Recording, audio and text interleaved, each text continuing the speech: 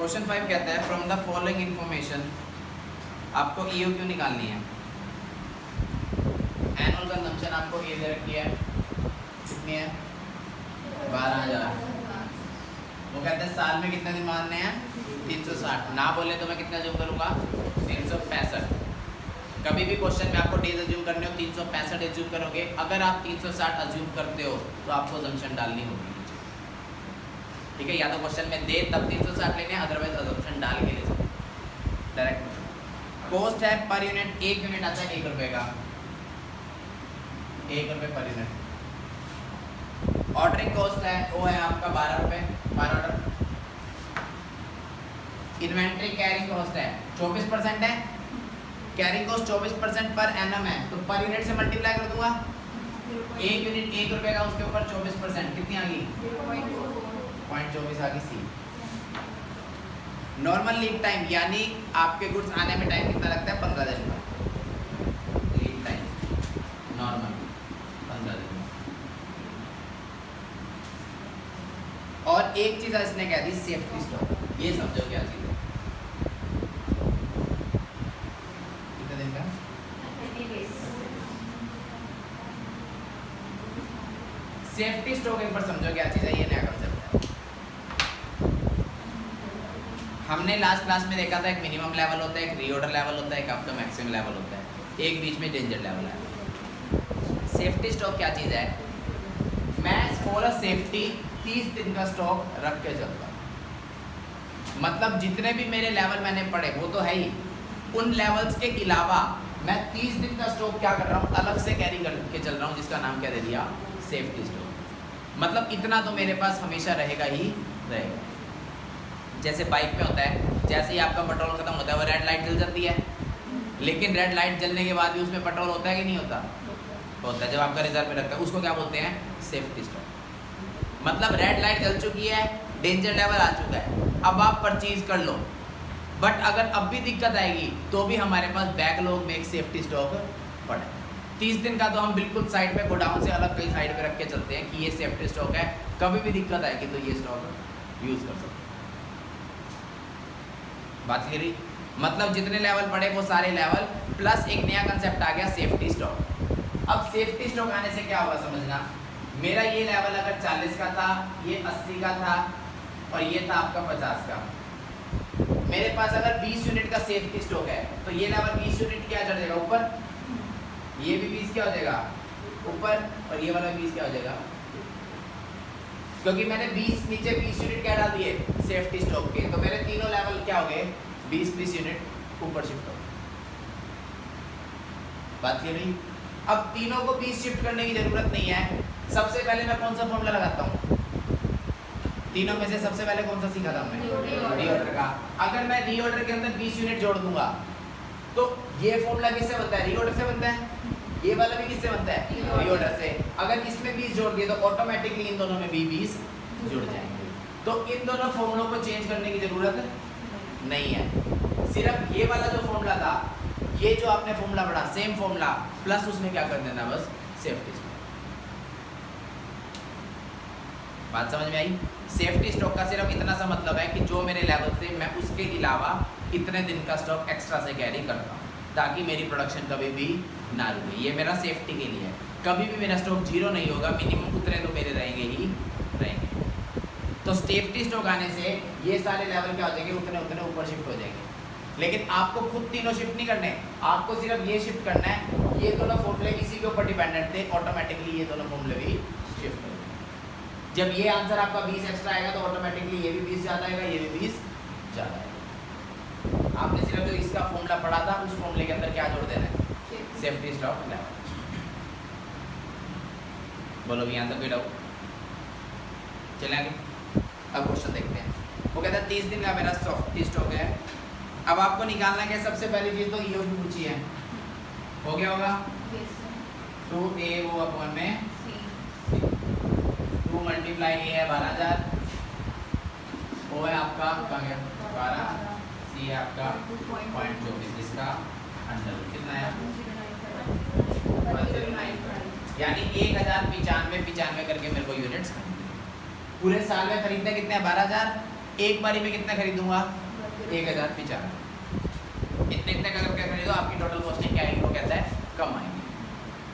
अब और क्या पूछा उसने, कहता है when should be the order be placed, order कब करना चाहिए, मतलब क्या पूछ रहा है, रीऑर्डर लेवल।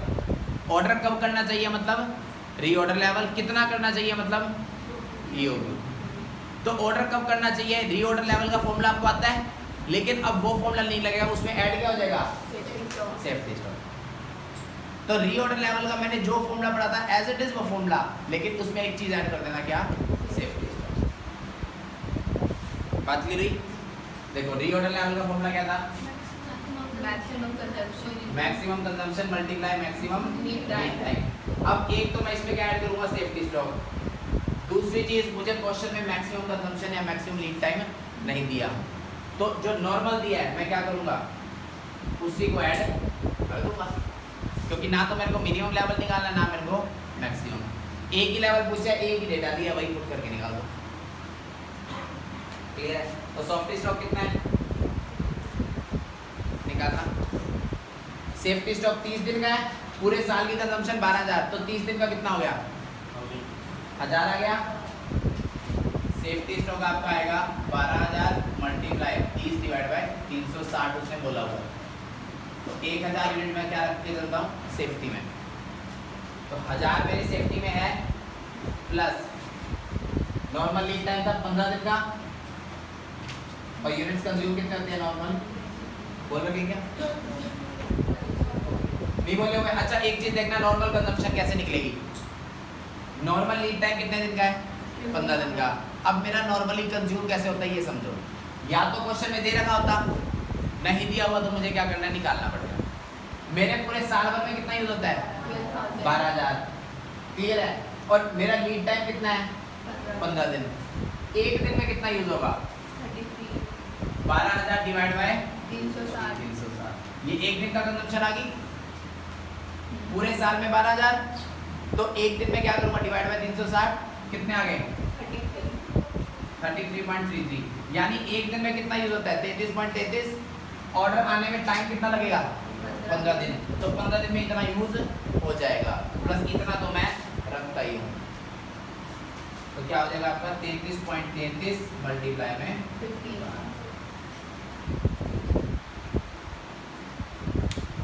बात समझ आएगी, ठीक है। सेफ्टी स्टॉक का सिर्फ इतना काम है कि जब भी रीऑर्डर लेवल निकालो उसको क्या कर दो ऐड, और कोई काम नहीं है, ऑटोमेटिकली बाकी ऑर्डर्स में भी वो एडजस्ट हो जाए। और मैक्सिमम का मेरे को डाटा नहीं दिया था, तो मैंने कौन सा यूज़ कर लिया, नॉर्मल जो गिवन है, और नॉर्मल कंजम्पशन नहीं थी तो वो मैं निकाल सकता हूँ, साल भर की 12000 तो एक दिन की 33.33। बोलो भी कोई डाउट इस क्वेश्चन में, इस क्वेश्चन को अच्छा क्वेश्चन है, इंपॉर्टेंट मार्क कर लेना।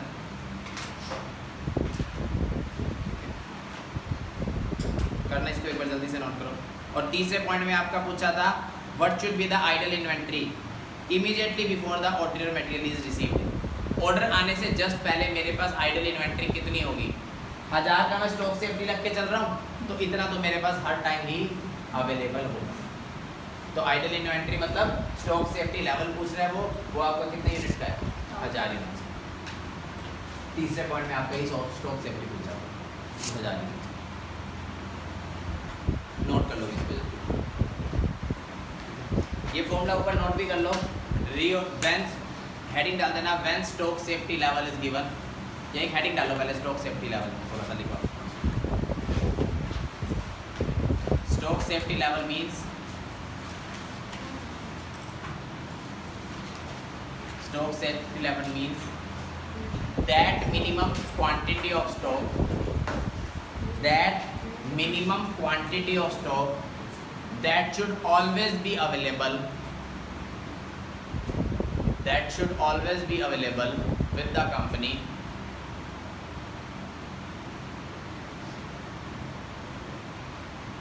that minimum quantity of stock that should always be available with the company, वो minimum quantity जो कंपनी के पास हमेशा रहेगी। hence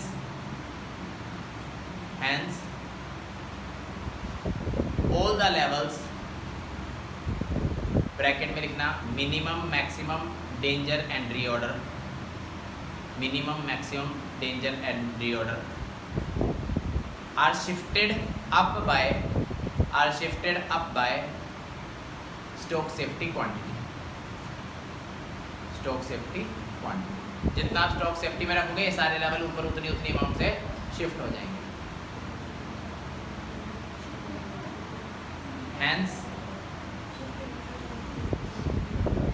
फॉर्मूला लिखना है रीऑर्डर लेवल का. दोबारा रीऑर्डर लेवल इक्वल टू आपने पहले जो लिखा हुआ है वो था maximum consumption multiply maximum lead time. अब लिखो stock safety level plus maximum consumption multiply maximum lead time.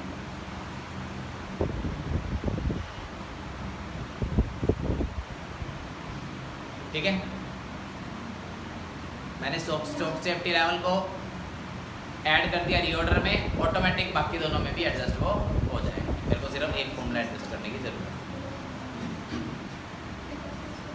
एक चीज और समझना, इससे एक इफेक्ट और पड़ेगा. मैं जब कैरिंग कॉस्ट निकालता था, मान लो 10% है, मल्टीप्लाई में क्या करता था आपका प्राइस. ठीक है, जो भी प्राइस है मान लो 5 रुपये, कितनी आई थी 0.5. अब एक बात समझना, जब आप इस 0.5 को टोटल करोगे, हमने लास्ट क्लास में एक कंसेप्ट किया था टोटल कैरिंग कॉस्ट निकाला था ना. टोटल ऑर्डरिंग कॉस्ट और टोटल कैरिंग कॉस्ट दोनों का ऑर्डर सेम आया था.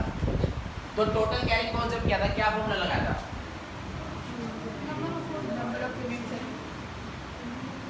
टोटल कैरिंग कॉस्ट का, ऑर्डरिंग कॉस्ट का नहीं, कैरिंग कॉस्ट का. एक तो सी दिया था मल्टीप्लाई एवरेज स्टॉक का. जब हमने लास्ट क्लास में किया था टोटल कैरिंग कॉस्ट, ये सी दिया था, इस सी को मल्टीप्लाई किया था एवरेज स्टॉक से, क्योंकि सी था 1 यूनिट का पूरे साल भर का खर्चा, और मल्टीप्लाई मैंने किससे कर दिया था? एवरेज स्टॉक से. एवरेज स्टॉक को मैंने वहां पे क्या किया था, मान लो आपका EOQ था 1000 यूनिट का प्लस 0/2, यही क्या था? मैंने कहा था कि जब मैं ऑर्डर करूंगा मेरे 1000 आ जाएंगे और खत्म होते होते लास्ट में क्या हो जाएगा 0/2 एवरेज कर दिया था. तो एक तरह से इस एवरेज स्टॉक का मैंने फॉर्मूला EOQ/2 बोल दिया था. कह सकता हूँ EOQ/2, प्लस में तो वैसे भी 0 ही है, क्लियर है. लेकिन अगर आपके पास स्टॉक सेफ्टी है तो वो स्टॉक सेफ्टी पे कैरिंग कॉस्ट क्या आएगी हमेशा, क्योंकि वो 1000 यूनिट आपके पास हमेशा पड़े रहेंगे. आपका पहले EOQ लेवल 1000 था, बात समझना ध्यान से. पहले मैं जब ऑर्डर करता था मेरे पास 1000 आ जाते थे, और वो एक बार खाली होके क्या हो जाता था 0. तो मेरी कैरिंग कॉस्ट किस पे आ रही थी? 1000 + 0/2, क्योंकि जब ऑर्डर आ जाएगा 1000 आ जाएंगे, जब ऑर्डर नहीं है तब 0 है. तो दोनों का मैंने एवरेज कर दिया. अब आप मान लो 200 यूनिट्स का स्टॉक सेफ्टी लेके चलते हो, तो आपके पास 0 तो कभी होगा नहीं, मिनिमम क्या रहेगा 200, और जब ऑर्डर आ जाएगा मैक्सिमम क्या हो जाएगा 1200. 1000 + 200 पड़ा भी था 1200, तो 1000 + 0 की जगह मेरा क्या बन जाएगा 1200 + 200/2. बोलो यहाँ तक कोई डाउट? पहले मेरा 0 होता था, जब क्वेश्चन में स्टॉक सेफ्टी बोल देगा तो 0 की जगह 200 और 1000 की जगह भी 1200, क्योंकि ये 200 यूनिट मेरे हमेशा रहेंगे स्टॉक में. स्टॉक सेफ्टी का मतलब ही कि आपके पास हमेशा स्टॉक में रहेगा, कभी 0 नहीं जाने देगा. या फिर मैं इसको ऐसे बोल सकता हूँ EOQ/2 प्लस में स्टॉक सेफ्टी लेवल अलग से वैसे ही ऐड कर दो. यहाँ भी 200 जाना है, यहाँ भी 200 जाना है, 400/2 वापस आना 200 ही है, तो सीधा 200 ही ऐड कर दो. बोलो भी कोई डाउट? पहले मैं करता था EOQ/2, अगर क्वेश्चन में स्टॉक सेफ्टी लेवल दे देगा तो मैं कहूँगा EOQ/2 plus stock safety level. ये लाइन में नीचे लिख दो. While calculating total carrying cost,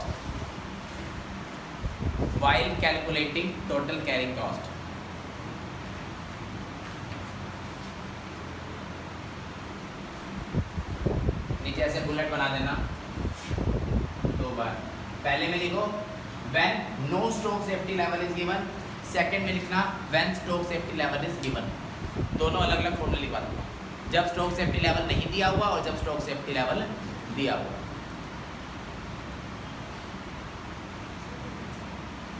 जब आपका स्टॉक सेफ्टी लेवल नहीं दिया हुआ तो फॉर्मूला होगा टोटल कैरिंग कॉस्ट का C मल्टीप्लाई एवरेज स्टॉक, और यहाँ पे एवरेज स्टॉक का मतलब है EOQ डिवाइड बाय 2। ये फॉर्मूला लिख लो जब आपका स्टॉक सेफ्टी लेवल नहीं दिया हुआ। C मल्टीप्लाई एवरेज स्टॉक, और एवरेज स्टॉक का मतलब EOQ divide by 2। Second bullet लगा दो, when stock safety level is given, जब दिया हुआ तब क्या होगा,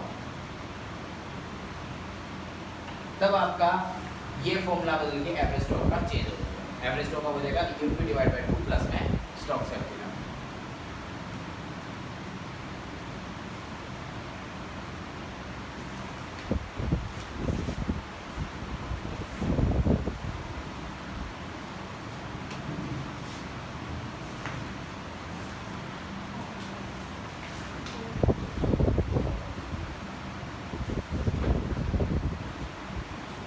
एक पूरा डाउट है कि सिर्फ कोई पार्ट है डाउट में? सेकंड पार्ट होगा।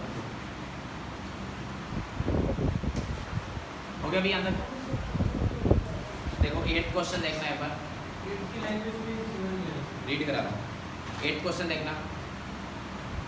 मफन्स पेस्ट्री शॉप है, सप्लाई करती है number of product of bakers and confectioner. कोई पेस्ट्री शॉप है, बेकरी के प्रोडक्ट सप्लाई करती है। Out of their popular product is cake decoration. एक प्रोडक्ट है केक डेकोरेशन, भाई वो बेचती है। केक डेकोरेशन कैसे सोल्ड किया जाता है पैकेट्स में? 12 डेकोरेशन 20 रुपए का packet.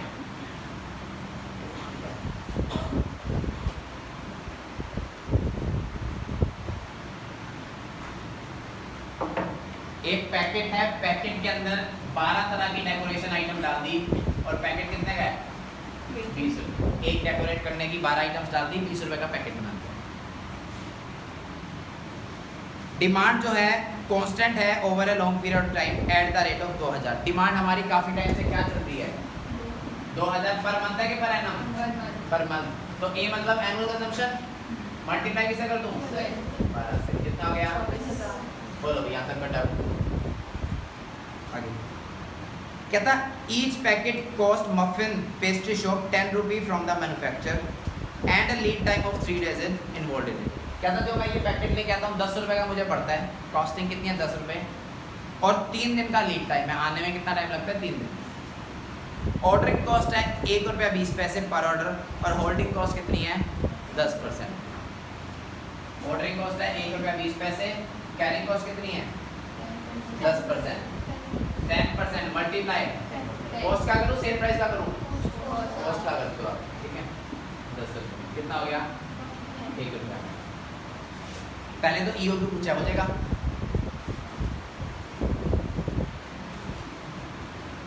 To A O divide by कितना आ गया? 240। बोलो भाई यहाँ तक क्लियर हुआ? सेकंड पॉइंट क्या था? Total ordering cost and carrying cost आपको बतानी है।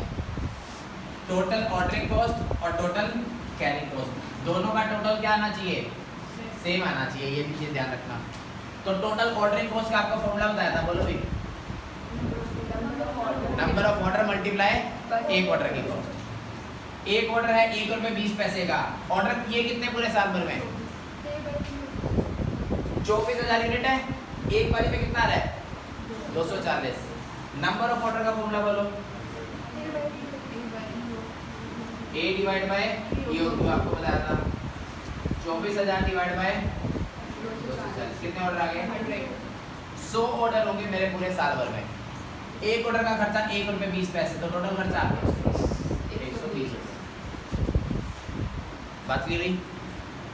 बोलो भाई। कैरिंग कॉस्ट 1 यूनिट की 1 रुपये है। एवरेज स्टॉक कितना है? EOQ डिवाइड बाय 2 120 इंटू 1, ये भी कितनी आ गई? 120। दोनों सेम आएगी ही। कितना हो गया? 240। बोलो यहाँ तक कोई डाउट? अशोक क्लियर है? अब सेकंड पार्ट पूछता है, क्या अज्यूम करो कि प्रेजेंट स्टॉक 200 पैकेट है, मतलब अभी मेरे पास कितना बड़ा है? 200 पैकेट। और कोई बफर स्टॉक नहीं है। बफर मतलब सेफ्टी, मेरे पास कोई सेफ्टी स्टॉक भी नहीं है। बफर स्टॉक मतलब सेफ्टी स्टॉक एक्स्ट्रा। अगला ऑर्डर कब करोगे? अज्यूम करके चलो 360 दिन है 1 साल। क्वेश्चन समझ आया? मेरे पास अभी कितने पड़े हैं? 200 यूनिट। अगला ऑर्डर कब करोगे? आज करोगे, कल करोगे, कब करोगे? आने में कितना टाइम लगता है? 3 दिन। 1 दिन में कितना यूज हो जाएगा?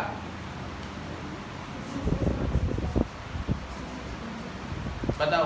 पूरे साल भर की कंजम्पशन कितनी है? 24,000। साल में दिन कितने हैं? 360। तो 1 दिन में कितना यूज होगा? 66.6 आया। 1 डे कंजम्पशन पूरे साल के 24,000, दिन 360। 1 दिन में कितना यूज होता है? 66.67। स्टॉक आने में टाइम कितना लगेगा? 3 दिन का। तो 3 दिन में कितना यूज हो जाएगा? 200। पूरा 200। पड़ा कितना है? 200। तो अभी ऑर्डर करोगे तब जाके वो 3 दिन तक आएगा, और 3 दिन का मेरे पास स्टॉक पड़ा।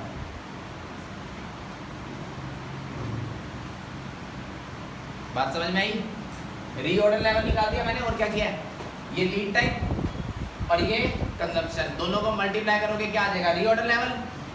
ऑर्डर कब करना चाहिए? 200 पे। पड़े भी कितने हैं? 200। तो अभी कर दो, क्योंकि वो 200 3 दिन तक आपके चलेंगे और 3 दिन ही अगला आने में लगेगा। बात समझ आई?